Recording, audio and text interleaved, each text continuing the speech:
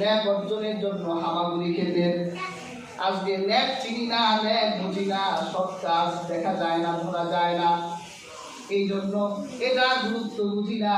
হাদিসের কিতাবে এসেছে হযরত ইকরামা থেকে রিওয়ায়াত, আল্লাহ পাক কিয়ামতের দিন এক বান্দাকে অবকাশ দিবেন। আমার আদালতে তো তুমি ধরা পড়ে গেছো, তোমার জীবনের নেক আমল, তোমার জীবনের বদ আমল আমার কাছে সমান হয়ে গেছে, একটা নেক হলেই তুমি বেহেশতে যেতে পারো। আল্লাহ পাক ওই বান্দাকে অবকাশ দিবেন। বান্দা একটা মুহূর্ত দেরি করবেন না, দৌড়াই স্ত্রীর কাছে যাবেন, গিয়ে বলবেন, প্রথম তাকে জিজ্ঞাসা করবেন, বলো দুনিয়া থেকে তোমার স্বামী হিসেবে আমি কেমন ছিলাম? বর্তমান যুগে যত বড় ফেরেশতা হোক না কেন, যদি স্ত্রীকে বলা হয় যে আপনার স্বামী কেমন, কি বলে? এক নম্বরের সন্ন্যাস, আমি থাকি আমি বুঝি। আপনাদের কাছে পীর ফকির গল্প হতে পারি, কিন্তু আমি ভালো করেই জানি কয় নম্বর, ঠিক না? প্রশংসা করতে চায় না, কিন্তু হাসরের মাঠে এই স্বামীটা কেমন হবে? হযরত ইকরামার রিওয়ায়াত, স্ত্রী বলবে, আপনি দুনিয়ার বুকে আমার গর্ব করার মতো স্বামী ছিলেন, আমার যত হক আছে সব হক আদায় করতেন।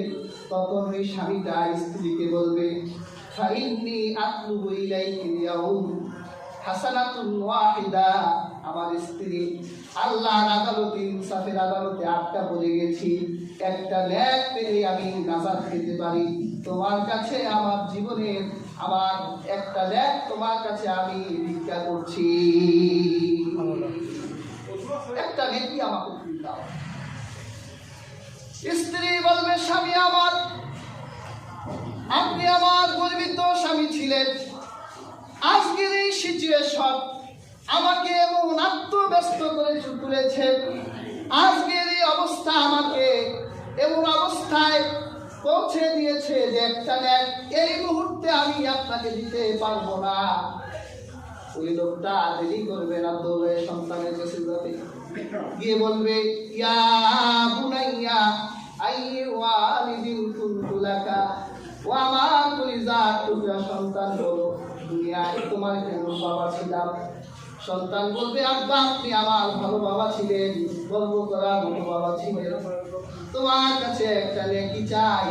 সন্তান বলবে, লা আস্তাতিউ হাসবি আমালি, বাবারে এই কঠিন সিচুয়েশনে আমি আপনাকে একটা নেক দিতে পারবো না। কেউ দিল না।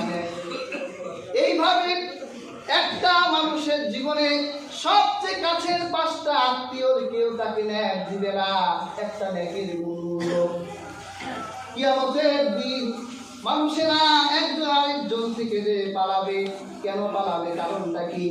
কারণ হলো, কেউ যদি কারো থেকে একটা নেক চেয়ে বসে, এই জন্য একজন আরেকজন থেকে পালাতে থাকবে। কি বোঝা যায় আয়াত থেকে? কেউ কারো নয়, এই দুনিয়া নিজের আমল করে নিজেকেই হাসরের মাঠে উঠতে হবে।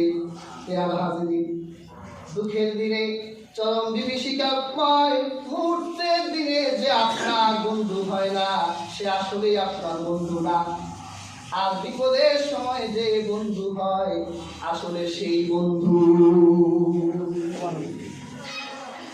একজন বন্ধু আছে আমাদের বিপদের দিনে থাকবে, তাদের চিনি না, তার কথা শুনি না। সবাই যেই দিন আপনাকে ভুলে যাবে, সেই দিন সে ভুলবে না। আপনি মিজানে গেলে সে মিজানে যাবে, আপনি সিরাতে গেলে সে সিরাতে যাবে, আপনি যেখানে সে তিনিও সেখানে, তিনি আর কেউ নন,